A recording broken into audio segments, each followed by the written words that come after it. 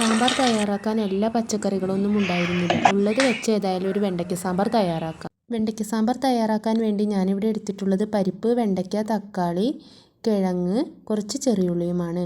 ഉള്ള പച്ചക്കറികളെല്ലാം വൃത്തിയായി കഴുകിയെടുത്തതിന് ശേഷം നുറുക്കിയെടുത്തു. എന്നിട്ട് ഒരു ചട്ടി എടുത്ത് ചൂടാക്കി ഇതിലേക്ക് നന്നാക്കി വെച്ചിരിക്കുന്ന വെണ്ടയ്ക്കയും ചെറിയുള്ളിയും എണ്ണയിലേക്ക് ഇട്ട് നന്നായി വഴറ്റിയെടുത്തു.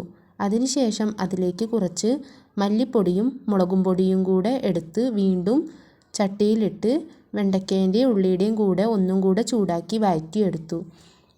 നന്നായി ഇളക്കിയതിന് ശേഷം വഴറ്റി പാകമായപ്പോൾ ഒരു കുക്കർ എടുത്ത് അതിലേക്ക് കുറച്ച് വെള്ളം ഒഴിച്ച് കുറച്ച് പരിപ്പും പിന്നെ തക്കാളിയും കിഴങ്ങും വഴറ്റി വെച്ചിരിക്കുന്ന വെണ്ടയ്ക്കയും ഉള്ളിയും കൂടെ എടുത്ത് കുക്കറിലേക്ക് ഇട്ടു. ഇതിലേക്ക് പാകത്തിന് പുളി ഒഴിച്ചതിന് ശേഷം കുറച്ച് മഞ്ഞൾപ്പൊടിയും കുറച്ച് ഉപ്പും കൂടെ ചേർത്ത് കുക്കർ അടച്ചു വെച്ചു. 2 വിസിലടിപ്പിച്ചിട്ടാണ് സാമ്പാർ കഷ്ണങ്ങൾ ഞാൻ വേവിച്ചെടുത്തത്. സാമ്പാർ കഷ്ണങ്ങൾ വെന്ത് വന്നതിന് ശേഷം ഇതിലേക്ക് സാമ്പാർ പൊടി ഇട്ട് കടുകിട്ട് താളിച്ചു സാമ്പാർ തയ്യാറാക്കിയത്.